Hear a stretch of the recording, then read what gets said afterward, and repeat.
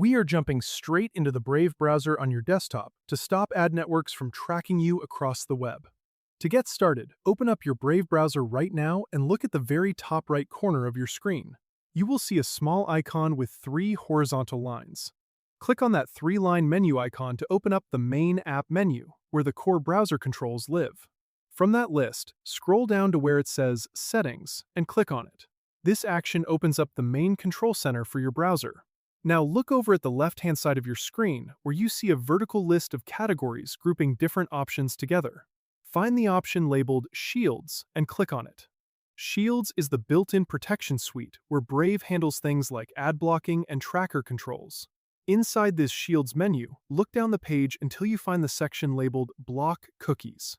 Right now, this is likely set to Allow Cookies, but you want to change that. Click on the drop-down menu next to it and select Block Third-Party Cookies. The important thing is that this setting comes with a specific trade-off. By turning this off, you successfully stop outside ad servers and analytics providers from tracking your activity as you move from site to site. However, that goes both ways for certain web features. The catch is that while you block cross-site tracking, you also lose the ability to use certain embedded content, like integrated social media comments or specific third-party sign-in pop-ups that rely on those cookies to function.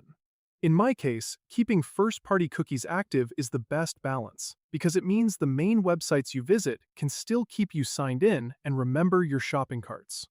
Once you select Block Third-Party Cookies, the change takes effect immediately. If you have any websites open in other tabs right now, make sure to reload those pages so the new privacy rules apply to them. If you ever notice a specific website acting strange or failing to load an important feature later on, you can always back out of your current page, return to this Shields menu, and adjust the setting back.